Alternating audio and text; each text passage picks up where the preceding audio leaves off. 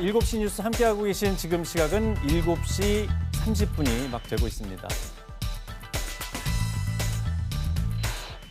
자, 지난 9일이 윤석열 대통령 당선 1년이 되는 날이었습니다. 지난 1년여 동안 강원도에는 어떤 변화가 있었는지, 그리고 또 새로운 여당 대표 선출이 강원도에 앞으로 어떤 영향을 미치게 될지 정가직설에서 짚어보겠습니다.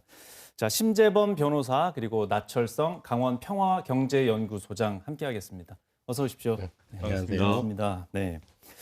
자, 대통령이 새로 선출된 지 1년여 동안 강원도에는 어떤 영향이 있었고 또 어떤 변화가 있었는지 먼저 평가를 좀 들어보겠습니다. 변호사님 어떻게 보십니까?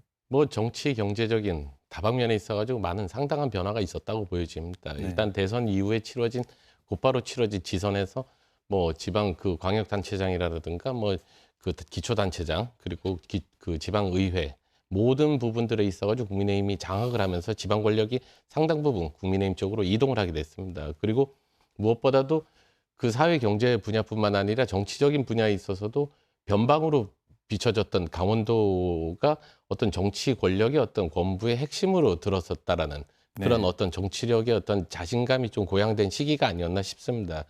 실제 권성동 의원이라든가 이양수 의원, 이철규 의원, 유상범 의원 등이 핵심 측근으로 분류되면서 상당한 이제 역할을 하는 것으로 보여졌는데, 실제 이번 당직 인사에서도 이철규 의원이 사무총장이 임명이 되고 유상범 의원이 수석 대변인으로 임명이 됐습니다. 이런 어떤 그 여건들이 실질적으로 경제적인 분야에도 영향을 미쳤다고 보여지는데요. 그동안에 이제 강원도에서 추진했던 오색 케이블카 설치 사업이라든가 동서 고속화 철도 사업이라든가 이런 부분들이 어느 정도 가시적인 성과를 내고 있다는 부분입니다. 물론 문제는 특정 인물이라든가 특정 사업이라든가 특정 정치적 환경에 여건에 기대가지고 어떤 사업이 진행되다 보면 그 일정한 장기적으로 봤을 때 한계가 있을 수밖에 없습니다. 지금 그런 상황으로 보여지는데, 장기적으로 강원도가 발전하기 위해서는 어떤 특정 사업보다는 인물보다는 어떤 산업 구조 개선의 어떤 방점이 있어야 됩니다. 지금 그렇다고 본다면 지금 어쨌든 개정 작업에 있는 강원특별법의 어떤 개정 작업에 있어가지고 어느 정도 이제 그 규제 개혁을 할 수가 있는지, 권한 이양을 받을 수 있는지, 이 부분이 실질적으로 지난 강원도의 어떤 대선 이후에 비춰졌던 강원도의 발전의 어떤 획을 긋는 대전환기가 되지 않을까 싶습니다. 그리고 여기에 더해서 어떤 지금 대북 관계에 있어가지고 강대강 기조로 계속 이어지고 있는데, 이 부분이 어떤 그 강원도가 동북아 중심지로서의 어떤 역할을 하는 거에 대한 전략에 있어가지고 상당한 지금 좀 어려움에 봉착한 게 아닌가, 그런 평가도 있습니다. 예, 남북 관계까지 좀 봐야 이게 좀 이 정부가 긍정적인지 아닌지 평가를 좀 해볼 수가 있겠네요. 예. 소장님께서는 어떻게 보십니까?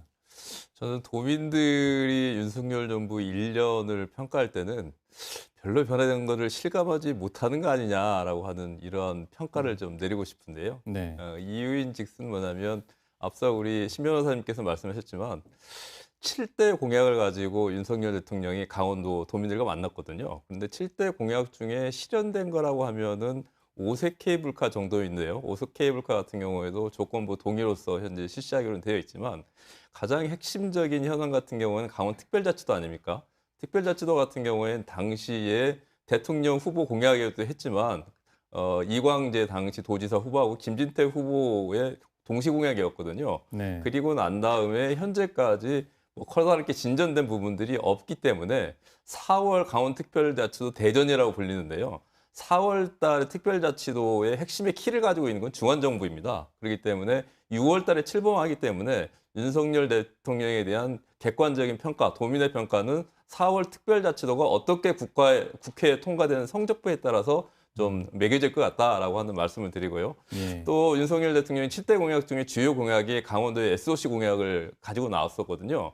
그런데 춘천 GTX B 노선 같은 경우에는 현재 에타가 6월 달에 나오기 때문에 아직 결과를 예단하기 힘들고, 물론 실현되는 것도 있습니다.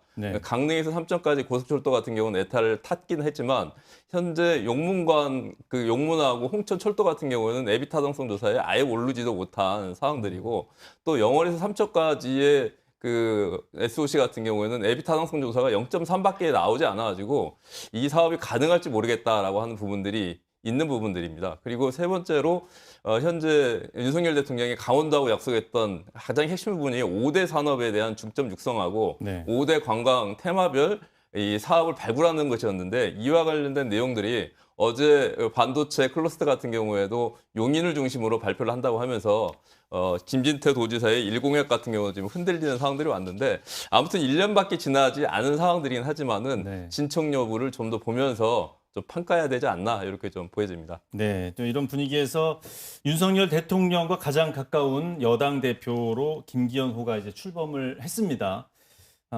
이게 여기 좀 변수가 있을 것 같은데요. 이 안에 이철규 의원 그리고 유상범 지역구 국회의원들이 새 지도부에 입성을 하면서 내년 총선까지 끌어가게 되는데 이런 것들이 앞으로 강원도와 강원도 정치권에 어떤 영향을 미치게 될지 좀 분석을 어떻게 하고 계십니까? 긍정적인 영향을 끼쳐야 될 것 같습니다. 네. 뭐 강원도가 막강한 것 같은데요.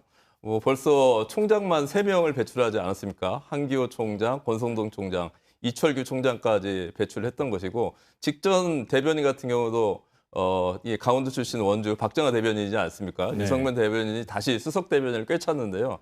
특히 주목되는 거는 이철규 사무총장 같은 경우에는 당 그 공직선거에서 부위원장제를 차지하기 때문에 막상 공천권을 행사해서 매우 주목이 되고 있습니다. 예. 앞서 기자회견이 있었기 때문에 저희가 시간이 조금 짧아져서 오늘은 여기서 마치도록 하겠습니다. 오늘 나와주셔서 감사합니다.